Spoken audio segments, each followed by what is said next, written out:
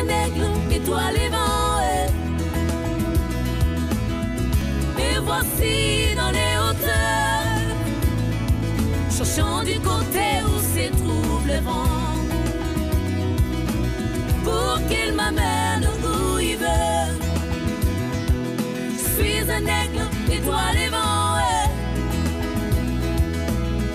Je me tiens dans les hauteurs, cherchant du côté où se trouve le vent,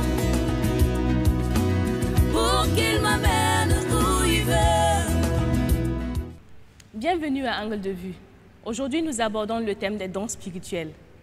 Les dons spirituels sont souvent considérés au-delà de la mesure et parfois même ils sont mystifiés.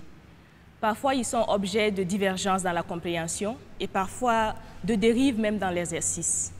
Alors, quels doivent être nos rapports avec ces dons? Et quelle doit être notre vision et notre compréhension de ces dons spirituels? Et comment exercer efficacement selon la pensée de Dieu? Voilà des questions qui vont retenir notre attention tout au long de notre entretien sur ces dons spirituels. Et il faut noter que ce sujet sera traité en plusieurs émissions.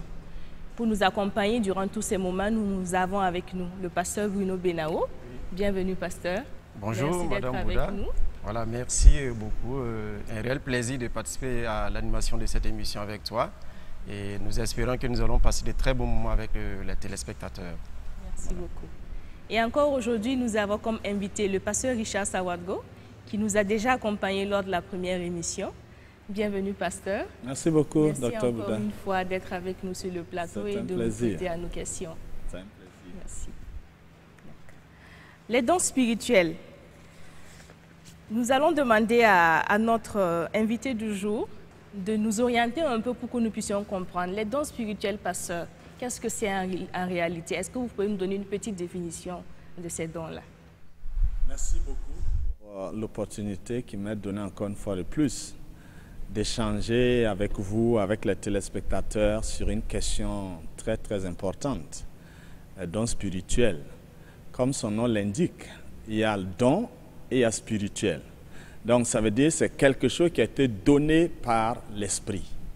Et l'apôtre Paul, quand il écrit aux Corinthiens, dans 1 Corinthiens chapitre 12, verset 7, il dit « Or, à chacun, la manifestation de l'Esprit est donnée pour l'utilité commune. » Donc, il s'agit d'une manifestation de l'Esprit qui a été donnée à un homme pour que cet homme soit utile à tout le monde, aussi bien l'Église que le monde qui a besoin du secours de Dieu.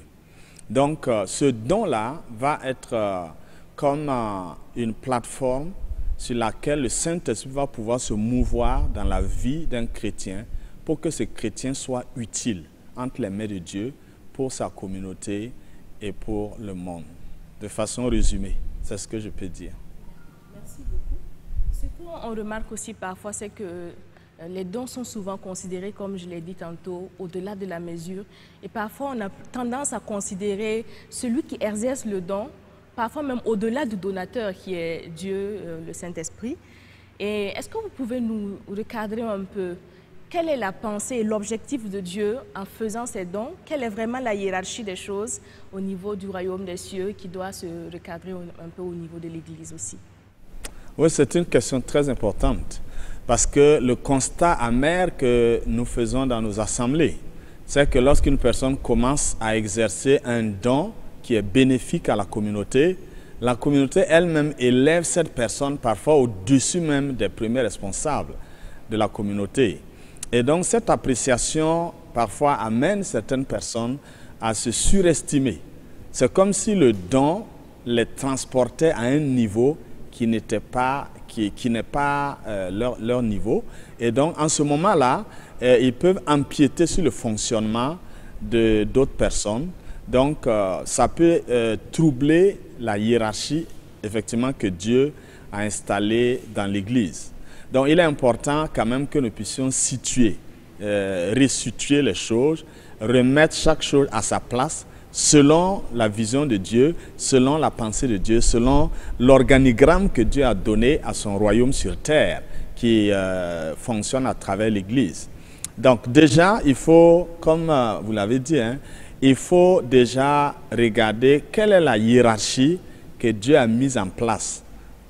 Parce que tout système fonctionne à cause de la hiérarchie. Toute structure fonctionne suivant un organigramme avec des attributions, des prérogatives, des responsabilités. Et quand on respecte ça, alors le fonctionnement peut concourir à l'aboutissement des différentes missions assignées à ces structures-là. L'Église aussi a ses missions, et c'est à cause de ces missions-là que le Seigneur a donné un certain nombre de dons pour que ces missions soient réalisées. Donc, premièrement, je voudrais dire que quand vous regardez le royaume de Dieu même, c'est-à-dire vous regardez le ciel a une organisation. Et dans cette organisation-là, on a le Père qui coiffe tout, et puis on a le Fils, on a le Saint-Esprit. Les trois là, la Bible dit qu'ils forment un. Mais quand même, il y a une certaine hiérarchie dans leur organisation, dans leur travail. Et à l'intérieur aussi, vous avez, par exemple, les anges, les archanges, vous avez les 4 êtres vivants, les 24 vieillards. Donc, ça fait que c'est bien structuré pour que ça fonctionne normalement, ça fonctionne bien. Et quand on lit l'évangile de Jean, il y a beaucoup de versets qui permettent de voir comment, en fait, les choses sont structurées. Par exemple, quand vous regardez dans Jean chapitre 6, verset 44, il est dit là-bas que c'est le Père qui appelle, c'est-à-dire le Père décide d'appeler. Et Jésus dit, nul ne peut venir à moi si le Père ne l'attire. Donc, c'est comme si Jésus lui-même, ce n'est pas lui-même qui décide de prendre, de choisir qui il veut, c'est le Père qui prend les décisions. Donc, de faire venir d'abord. Donc, le don se trouve après tout ça. Parce que tant que tu n'es pas arrivé, s'il t'appelle et puis tu n'es pas arrivé, il n'y a aucun don qu'on pourra te donner. Voilà, donc c'est le Père qui décide de faire venir. Ensuite, quand il va dans le chapitre 14, verset 28, il dit là-bas que le Père est plus grand que le Fils. Ça, c'est Jésus même qui le dit, car le Père est plus grand que moi. Donc, le Père est établi au-dessus du Fils, comme on le voit aussi dans ce monde. Mais dans le chapitre 5, verset 19, Jésus dit ceci, il dit en vérité, je vous le dis, le Fils ne peut rien faire de lui-même. Il ne fait que ce qu'il voit faire au Père.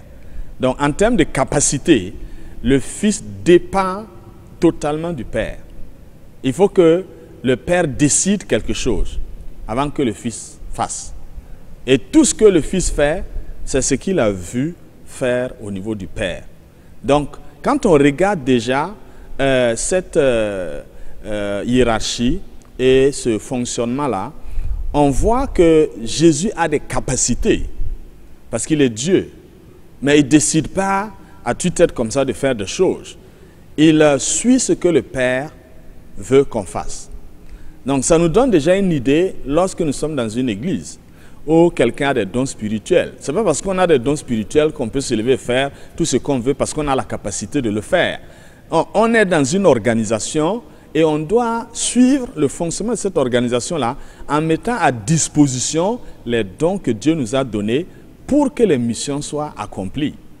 Et puis, il continue encore en disant dans Jean chapitre 10, verset 30, que le Père et le Fils sont un. Donc, il y a une hiérarchie, mais quand même, il y a une unité d'action, il y a une unité d'esprit. La hiérarchie ne veut pas dire que il faut qu'il y ait des divergences ou des discordes. Parce que les gens, si on veut que ça fonctionne bien, on ne peut pas mettre tout le monde au même niveau. Voilà. Pour que ça fonctionne bien, il faut responsabiliser les gens de façon échelonnée pour que la structure marche. Donc, c'est pourquoi il est dit que le Père est plus que le Fils, mais les deux sont un. Il n'y a pas de contradiction en eux. Et puis, dans ce même évangile, dans le chapitre 14, quand on lit à partir du verset 8 jusqu'au verset 13, on se rend compte là-bas que Jésus déclare ceci, le Père qui demeure en moi, c'est lui qui fait les œuvres. Il avait dit que lui, il voit, lui, il ne fait rien sans voir le Père faire. Mais maintenant, il déclare que tout ce que lui, il fait là, c'est le Père qui est en lui qui les fait. Donc, la première fois quand il dit qu'il ne fait rien sans le Père, quand on regarde, c'est comme si c'est deux entités différentes. Mais ici, il dit tout ce que lui, il fait là, c'est le Père qui fait en lui. Donc, le fait qu'il soit un là, ça veut dire que le Père est dans le Fils et le Fils est dans le Père. Ça fait partie des mystères du royaume. Et dans ce même livre, il y a encore d'autres versets. Par exemple, Jean chapitre 16, verset 14. Là, on voit que le Fils est là pour révéler le Père, mais le Saint-Esprit est là pour glorifier le Fils.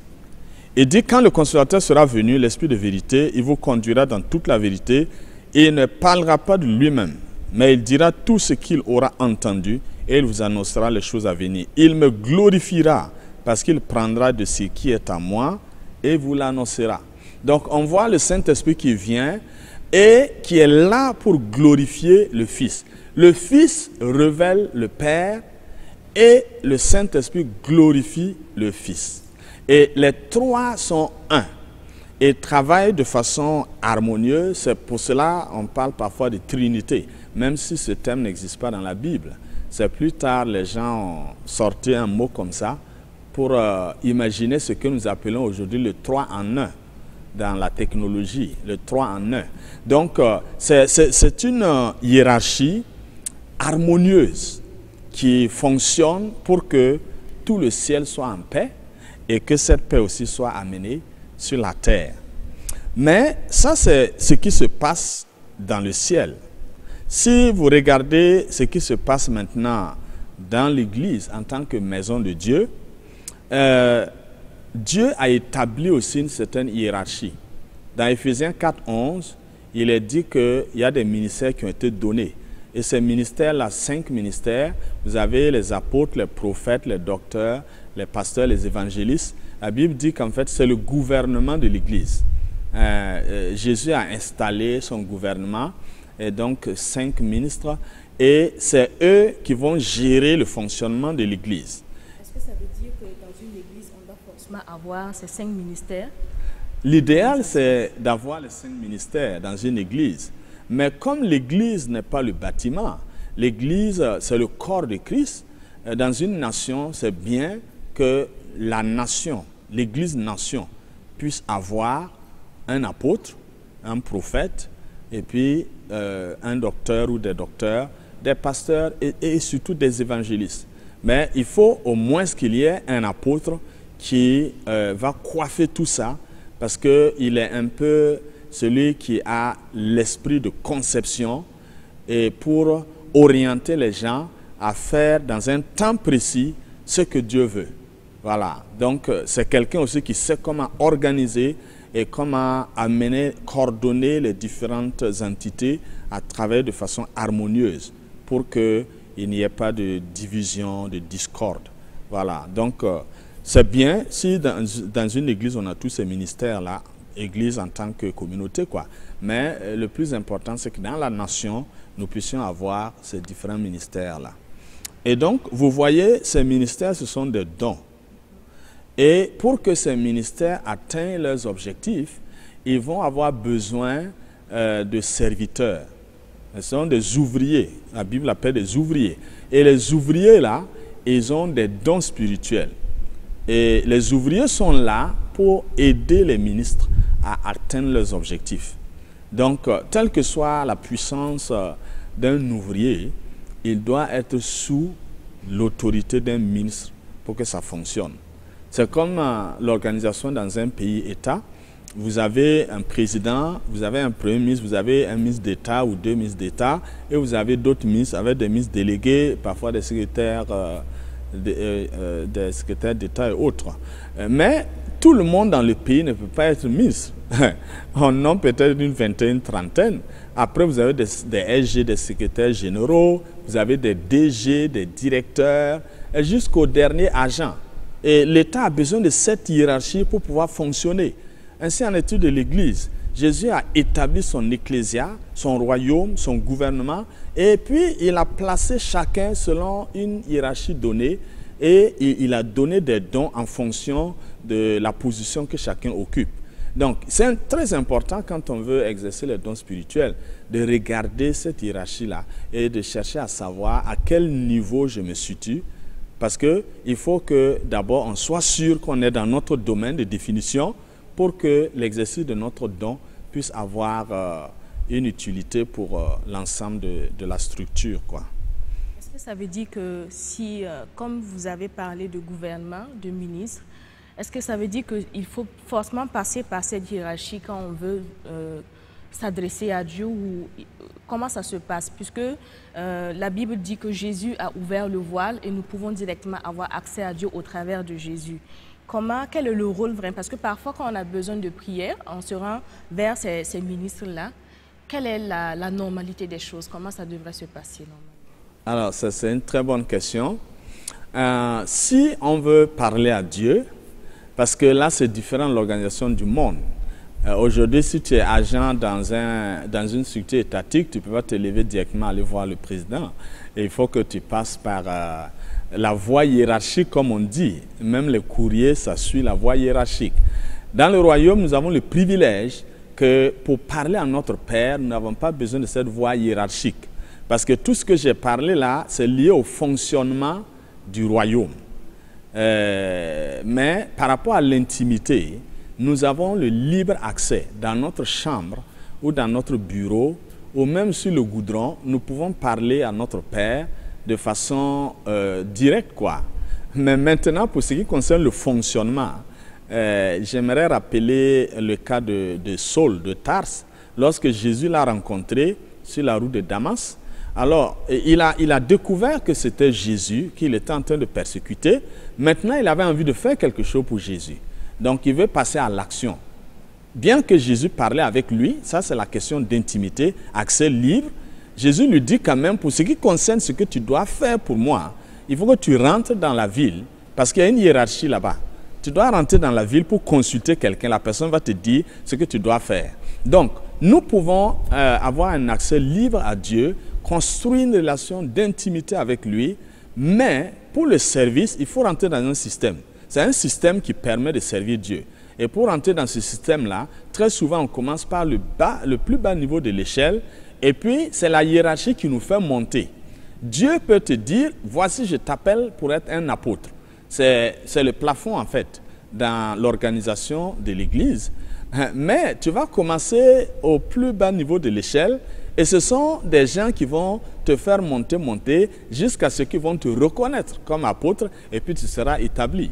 Mais si tu te réveilles de ton rêve et puis tu dis à tout le monde qu'à partir d'aujourd'hui, je suis l'apôtre Jean-Baptiste quoi, et puis tu veux que toute l'Église t'accepte, ce n'est pas possible.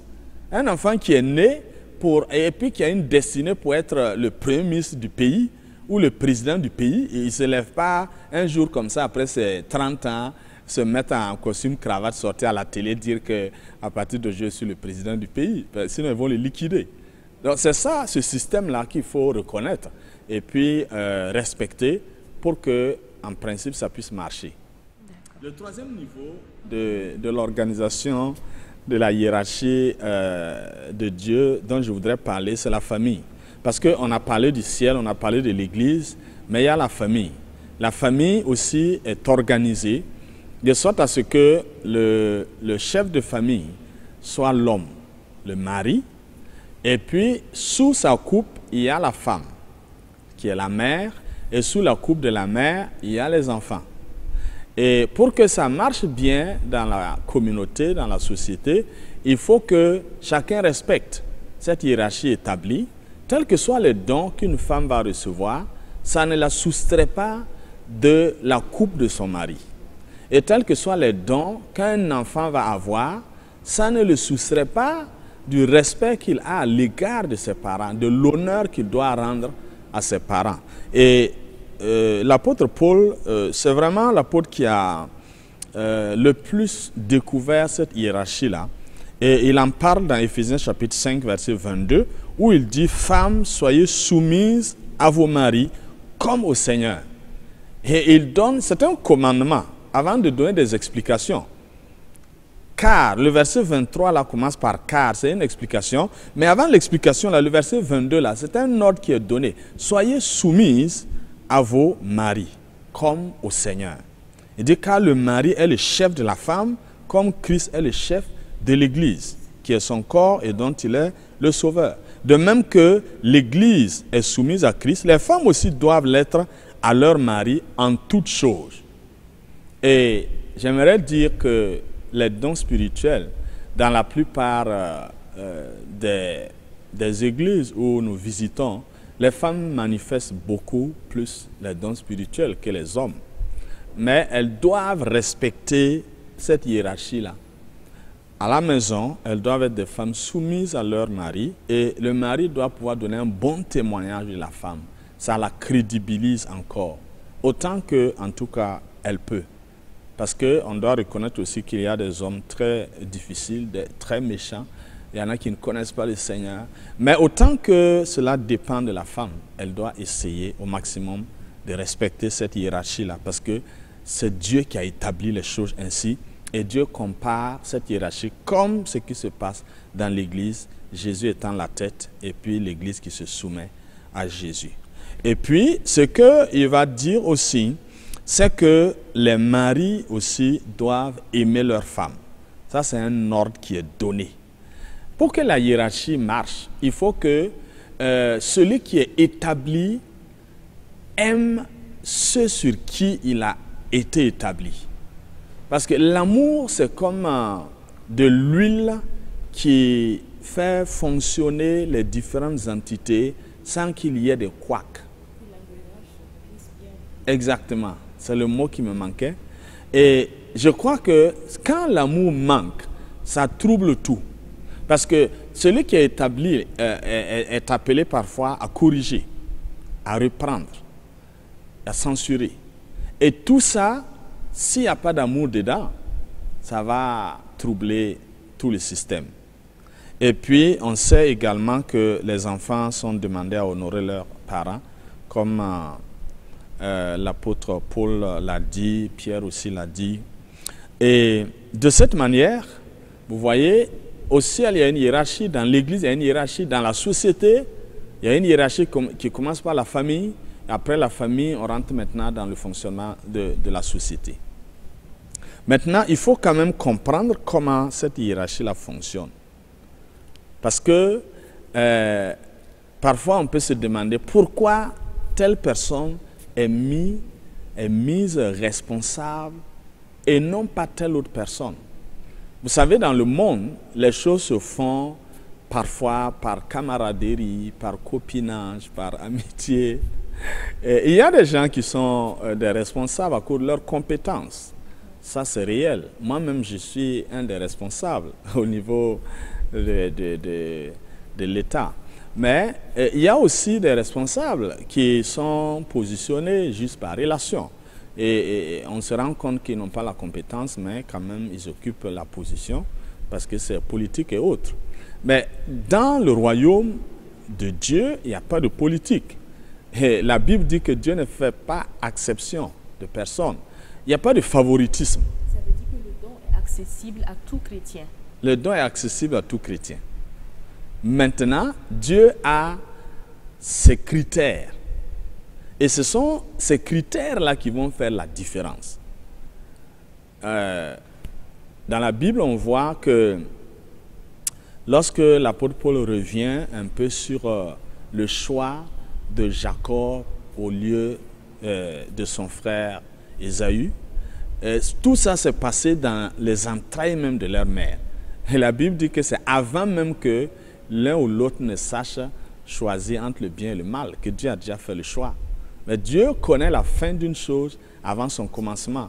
Et il n'est pas injuste dans ce qu'il fait. Tout ce qu'il fait, il a lui-même ses raisons de le faire. Donc, ce qu'il faut savoir, c'est que le fonctionnement de cette hiérarchie-là, l'organisation de cette hiérarchie, se fait sur la base d'un critère qu'on appelle la capacité. Et cette capacité-là, Jésus a donné une parabole dans Matthieu 25. Matthieu 25, Jésus a donné une parabole à partir du verset 14, on peut lire jusqu'au verset 30. Et dans cette parabole-là, il parle d'un maître qui avait des serviteurs à qui il a donné des talents. Donc vous voyez déjà trois éléments. Il y a le maître, il y a les serviteurs et puis il y a les talents. Maintenant, lorsqu'il est parti, il y a, chacun a commencé à faire fructifier ses talents. Et donc, les deux premiers là qui ont reçu 5 et 2 ont travaillé et puis ils ont fait fructifier, ils ont multiplié par 2. Le dernier, lui qui a reçu 1, il n'a rien fait, il est allé enterrer. Mais dans cette parabole-là, il est dit que le maître a donné selon la capacité de chacun. En fait, il n'a pas fait de favoritisme. Le premier avait une capacité 5, il a reçu 5. Le second avait une capacité 2, il a reçu 2. Et le troisième avait une capacité 1, il a reçu 1. Donc, la hiérarchie dans le royaume procède par capacité. Selon la capacité que tu as, tu recevras. Mais si tu n'as pas de capacité et puis on te donne une petite chose, dans la hiérarchisation, tu te retrouves derrière, tu ne peux pas en vouloir à celui qui a donné. Puisque le maître, en fait, il en a beaucoup. Et ce n'est pas un maître qui a seulement 8 talents. Il n'est pas arrivé seulement, bon, j'ai 8, bon, je t'aime plus que l'autre, prends 5. Bon, toi, ça va, prends 2. Allez, toi, je te balance 1. Non, il a beaucoup de talents. Mais le premier n'avait qu'une capacité pour recevoir 5. Et le second n'avait qu'une capacité de 2. Et puis l'autre, 1. Maintenant, il faut se demander, cette capacité, c'est quoi? Dans le récit de la parabole, lorsque le maître est arrivé, et au moment où ils ont voulu faire le point, celui qui avait 5 là a dit que lui, il a pu avoir 5 autres et ça faisait 10. Mais le maître, il en a beaucoup. En fait, il n'a pas récupéré. Il a dit, garde les 10 en même temps. Parce que tout ce que tu as fait là, c'est pour toi. Tu n'as fait qu'augmenter ta capacité. Tu avais 5, maintenant tu as une capacité de 10. C'est toujours pour toi. Mais celui qui avait reçu 2 là, lui, il a pu multiplier par 2 encore. Ça faisait 4. Il lui a dit de garder aussi. Il est passé à une capacité 4. Mais le 1 là, capacité 1 là, lui, il n'a rien fait. Il est venu et il veut remettre au maître ce qui est à lui. Il dit, je savais. Et la question de capacité là se trouve dans ce verbe « je savais » là. Je savais, c'est une ancienne connaissance. Vous savez, c'est conjugué à l'imparfait. L'imparfait d'ailleurs, comme son nom l'indique. C'est pas parfait. C'est-à-dire c'est une vieille intelligence. C'est-à-dire la capacité est liée à notre niveau de renouvellement d'intelligence. C'est-à-dire quand tu arrives, quand Dieu appelle et puis tu arrives là, tu es comme quelqu'un qui a une capacité 1. En fait, ton intelligence n'est pas encore renouvelée pour fonctionner dans les rouages du royaume.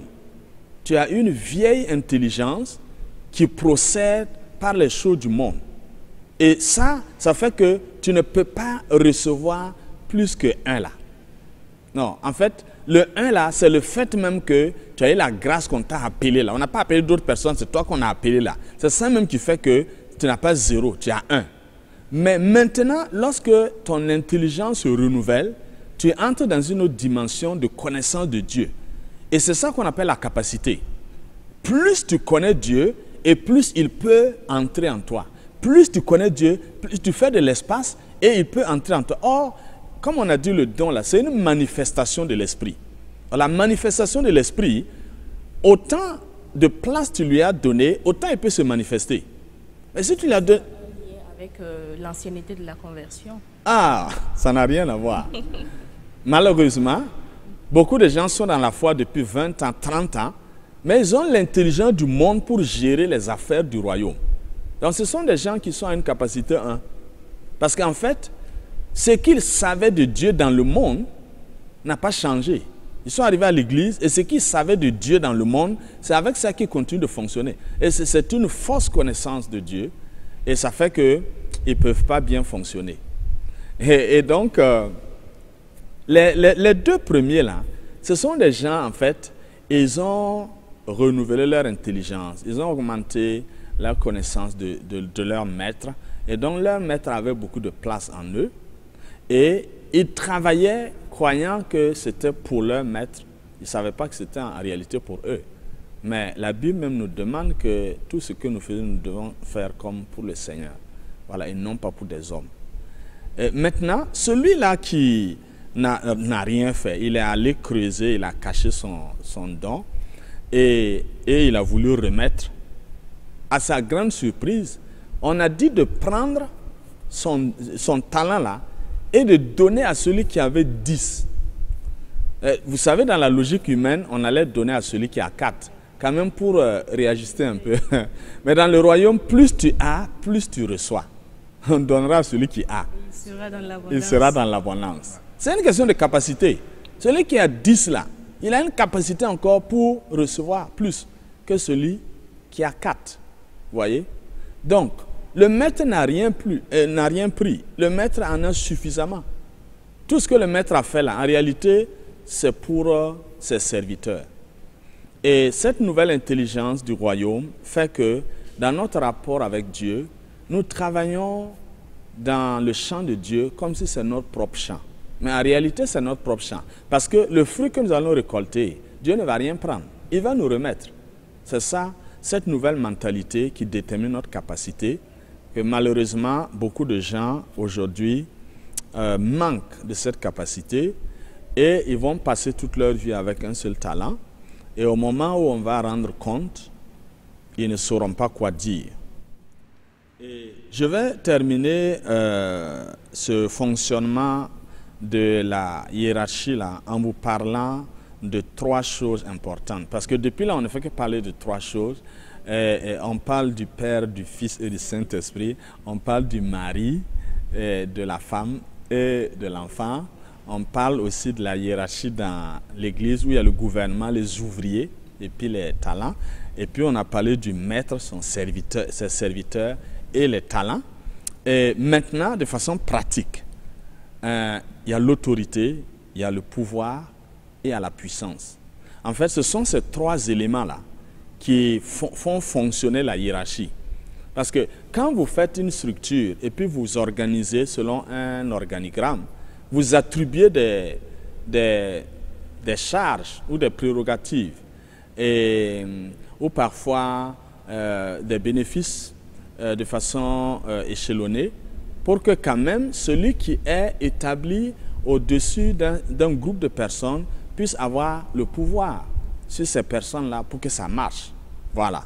Donc, Dieu a donné l'autorité comme étant le premier niveau. Dieu lui-même, c'est l'autorité suprême. Et l'autorité donne une partie de son pouvoir, il délègue une partie de son pouvoir à quelqu'un, et cette personne-là a un pouvoir qu'il a reçu de l'autorité. Et celui qui a le pouvoir là, il va aussi être établi sur des gens qui vont recevoir aussi une portion de pouvoir qu'on va appeler la puissance. Et malheureusement, les gens regardent beaucoup plus la puissance que le pouvoir et l'autorité. Or, c'est au niveau de la puissance là que se trouvent les dons. C'est le plus bas niveau dans cette hiérarchisation. Si les dons se trouvent dans le plus bas niveau. Okay. Malheureusement, ce qui nous impressionne, la puissance qui nous impressionne là, c'est le plus bas niveau de la hiérarchie de Dieu. Mais Satan aussi est malin, puisqu'il veut nous avoir. Satan sait que si on inverse les choses là, nous-mêmes on sera renversés. Puisque lui, il a déjà expérimenté ça. Lui, il a essayé d'inverser au ciel et puis on l'a jeté par terre. Donc, il est en train d'exciter tous ceux qui sont dans les dons spirituels là à inverser la hiérarchie pour pouvoir les détruire rapidement. Vous voyez? Et puis, la tentation est énorme. Parce que quand tu détiens la puissance, comme j'ai dit une fois, les gens qui tiennent les roquettes, les lance-roquettes, les kalachnikovs et autres, je ne connais pas le nom des armes. C'est eux qui ont la puissance, n'est-ce pas? Mais un ministre de la défense n'a pas besoin de se balader avec un lance-roquette. Non. Sa parole est aussi puissante que les lance-roquettes. Quand il envoie sa parole, en fait, ça déclenche la puissance à quelque part. Mais celui qui utilise la puissance là, sait où est-ce qu'il va orienter ça. On n'oriente pas lance-roquette contre le ministre de la Défense. Parce que si tu fais ça, ce sont les enfants qui vont gérer ton cas. Voilà. Donc, je reviens à ce que j'ai dit. C'est pourquoi quand vous allez dans Matthieu 28, où se trouve la grande commission là, il est dit clairement là-bas que Jésus a reçu tout pouvoir. Et à partir de ça, il envoie maintenant les apôtres dans toutes les nations. Ce pouvoir-là qu'il a reçu, il a reçu du Père, qui est l'autorité suprême. Et ce pouvoir qu'il a reçu, il l'a aussi donné à son gouvernement, qui sont les apôtres. Et aujourd'hui, on va parler du gouvernement en tant qu'apôtre, les ministères, quoi, les 5 ministères dont on a parlé. Eux, ils ont reçu aussi le pouvoir du Seigneur comme des envoyés. Et puis, ils sont établis à l'échelle humaine dans l'Église. C'est eux les autorités, voyez. Et puis, à partir d'eux, on va avoir des ouvriers qui vont fonctionner sous leur directive. Et ces ouvriers-là vont avoir l'onction, ils vont avoir les dons. Et tout ça, ça fait partie de la puissance. Mais tout ça doit fonctionner sous la coupe de cette autorité qui a été établie par le Seigneur Jésus. Et dans Luc chapitre 10, verset 19, voici ce qui est dit. Voici, je vous ai donné le pouvoir de marcher sur les serpents et les scorpions et sur toute la puissance de l'ennemi et rien ne pourra vous nuire. On voit clairement ici que la puissance se trouve sous le pouvoir. Une fois qu'on t'a donné le pouvoir, tu peux même vaincre la puissance. Mais tant que tu n'as pas le pouvoir, la puissance là, ça impressionne, mais en réalité, ça ne peut pas aller très loin. Donc ça, c'est important de considérer ces choses-là. Et lorsque les disciples ont reçu ce pouvoir-là, la Bible dit que quand ils sont partis, ils se sont rendus compte, Luc chapitre 10, verset 17, ils se sont rendus compte que les démons même leur sont soumis au nom de Jésus. Amen. Et ces démons-là, c'était la puissance qui était crainte par les hommes. Parce qu'avant que Jésus vienne, il n'y avait pratiquement personne qui pouvait chasser des démons. Jean-Baptiste a été un prophète qui a prêché la repentance et tout le monde l'a respecté, mais il n'a pas fait de miracle. Il n'a pas chassé de démons, il n'a rien fait. Mais quand Jésus est arrivé, il a commencé lui-même à chasser les démons et après, il a fait une délégation de pouvoir. Quand les disciples sont partis au nom de Jésus, tous les démons se soumettent. Donc ça veut dire quoi? Dans le monde spirituel, la puissance se soumet au pouvoir et le pouvoir se soumet à l'autorité. C'est dans l'église que c'est désorganisé, où on inverse tout. Celui qui a le don, c'est lui qui dirige l'église maintenant. Le pasteur ne peut même plus dire quelque chose. On arrête le pasteur pour donner des révélations autour de tout. C'est un mélange il faut rétablir si on veut que les dons soient bénéfiques pour toute la communauté et surtout si on veut fonctionner dans les dons et être reçu après. Parce que l'apôtre Paul a dit qu'il faut courir selon les règles. Il ne suffit pas d'arriver le premier. On regardait parfois les courses des chevaux là, où il y a des courses où les chevaux font de la vitesse, mais il y a d'autres courses là, je ne sais pas comment on les appelle, ils trottinent. Ah, ben, si on dit que maintenant là on doit trottiner, et toi si ton cheval te fait un coucou et puis tu arrives le premier, tu es arrivé premier mais tu n'as pas respecté les règles. Tu es disqualifié. Tu es disqualifié. Ouais. Donc on regarde les règles. Et véritablement, c'est bien que vous ayez posé la question pour qu'on puisse restituer les choses. Parce que les gens se prennent trop la tête avec les dons spirituels. Or, vous savez quoi? Quelqu'un arrive nouvellement, il est sauvé, il est content de son salut, il est guéri, il est content de sa guérison. Il apprend maintenant qu'en fait, dans ce système-là, il y a des dons. Ah, il dit comment on fait pour avoir? Bon, on dit le pasteur organise des prières, tu dois être rempli du Saint-Esprit d'abord, et le Saint-Esprit te donne les dons, Il dit, ah, comment on fait? Bon, tu peux gêner, tout ça. Il y a une réunion, tu viens. Et le gars, il est vraiment soumis, et comme vraiment un bon fidèle, quoi. Il suit tout ce que le pasteur dit. Et puis quand on dit de prier, il prie, on ferme les yeux, on va imposer les mains, donne sa tête, on impose tout. Et puis, pouf, il commence, Loris, Coris, Teris. Et puis on l'aide, quoi. Il faut continuer. Il continue, à un moment donné, il parle beaucoup en langue. Il dit, ah, j'ai une vision, mais je ne sais pas si ça vient de Dieu. Le pasteur dit, le pasteur dit, c'est quoi tu as eu? Il explique, le pasteur dit que non, ça vient du Seigneur, ça veut dire comme ci, ça veut dire comme ça. Et puis il continue un peu. Un jour, il a guéri un malade. Et puis un autre jour, il a un aveugle à vue. Et puis voilà, il se prend la tête maintenant. Il dit, oui.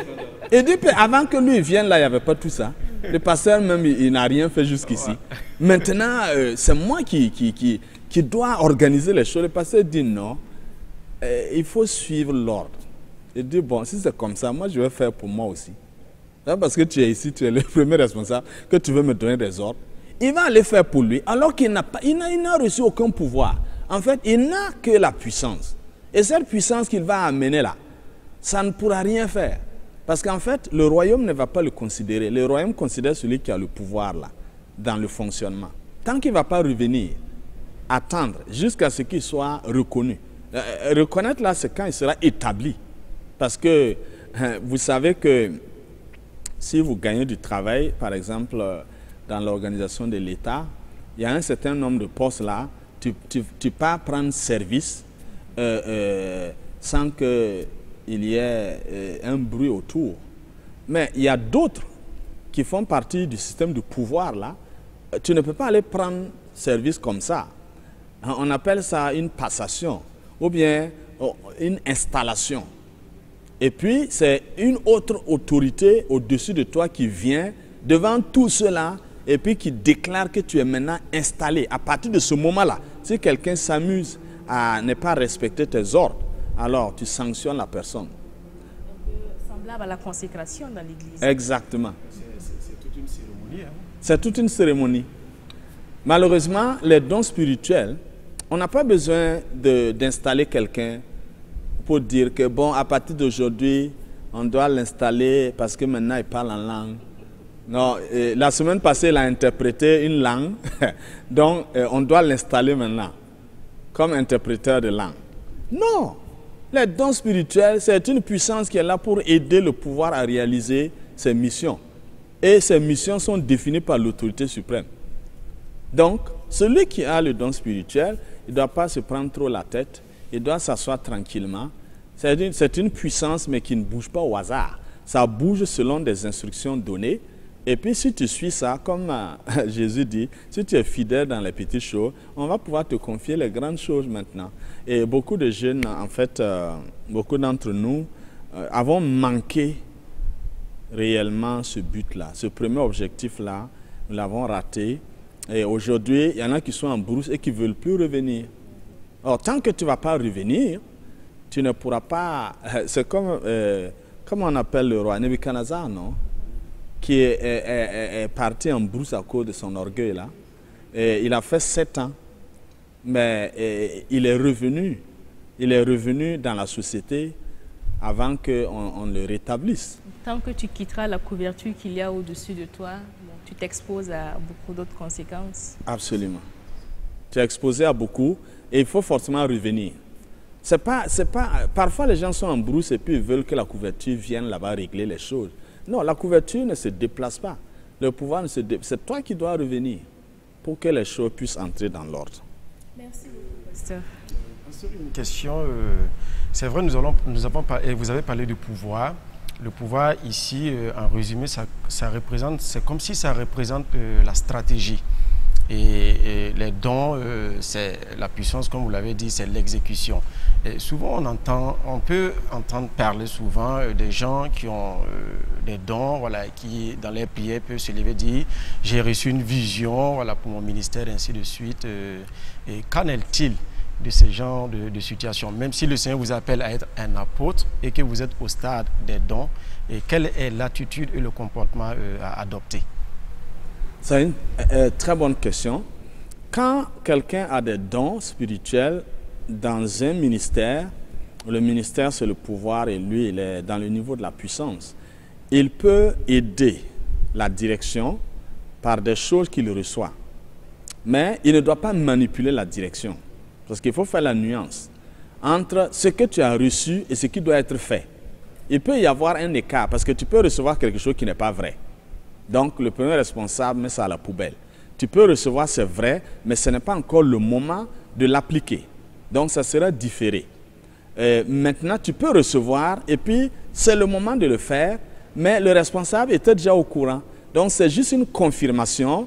Et puis, bon, malheureusement, quand les gens tombent sur des situations où c'est une confirmation, on fait, une confirmation, on fait, une confirmation, on fait, et puis la 4e fois, il vient, et puis ce n'est pas encore le moment, il commence à murmurer. Le pasteur ne veut plus écouter les gens. Moi, Dieu parle et puis il ne veut pas suivre. Mais ce n'est pas le moment, parce que celui à qui Dieu donne le temps là, c'est le premier responsable, ce n'est pas quelqu'un d'autre. Celui qui est au niveau de la puissance, Dieu peut lui montrer une directive, mais à quel moment commencer, c'est celui qui tient les commandes, qui maîtrise ce temps. Et puis, il faut savoir que lorsque vous aidez quelqu'un dans la direction, vous êtes devenu une cible de l'ennemi. Parce que l'ennemi sait que comme vous avez déjà aidé à 3 niveaux, 4e niveau facilement, le premier responsable peut avoir une faiblesse vous concernant maintenant parce que vous êtes une personne qui donne les choses précises. L'ennemi peut glisser un mot là-bas. Et puis, si le premier responsable n'a pas du discernement, il rentre en brousse à cause de cette personne. Merci beaucoup, pasteur. Malheureusement, le temps qui nous a été imparti est en train de tirer vers sa fin. Mais vraiment, aujourd'hui, nous avons appris beaucoup de choses concernant la hiérarchie du royaume qui doit être calquée sur la hiérarchie que nous devons suivre au niveau de l'Église. Comme le pasteur Richard nous a expliqué, Dieu le Père, Dieu le Fils, Dieu le Saint-Esprit, et à l'Église, l'apôtre qui couvre, les ministres, ceux qui reçoivent la puissance, les talents. Et de cette même façon, nous devons fonctionner dans l'Église comme cela se passe dans le royaume de Dieu. Et c'est des fondements qui nous aideront à comprendre ce qui va suivre dans la deuxième partie de ce sujet sur les dons spirituels. Et déjà, avant de nous quitter, pasteur, est-ce que vous avez un mot de la fin pour nos téléspectateurs? Le mot de la fin sera adressé à tous ceux qui exercent les dons spirituels. Sur la base de ce que nous avons dit aujourd'hui, il est important quand même de s'examiner et de regarder, est-ce que je fonctionne selon les règles? Est-ce que je suis soumis à un pouvoir? Est-ce qu'il y a quelqu'un qui me coiffe? Est-ce qu'il y a quelqu'un qui peut dire quelque chose sur ma vie? Il est important de respecter cela si on veut avoir un avenir, si on veut avoir une destinée. Il faut savoir que quand Jésus est arrivé, il a vécu comme un enfant, un simple homme, il a respecté ses parents et quand à 30 ans, son temps était arrivé, il est allé voir Jean-Baptiste qui était l'autorité établie à l'époque et il a demandé à Jean-Baptiste de le baptiser. Jean-Baptiste a dit non, c'est toi qui devrais me baptiser. Jésus a dit non, il faudra qu'on fasse ce qui est juste. Ce qui est juste, c'est qu'aujourd'hui, c'est toi qui es l'autorité et moi je dois passer par toi pour accéder à mon niveau où le Père veut m'établir. Et Jean-Baptiste a accepté de le baptiser. Et juste quand il est sorti de l'eau, le Père a parlé. Celui-ci là, c'est mon fils bien-aimé en qui j'ai mis toute mon affection.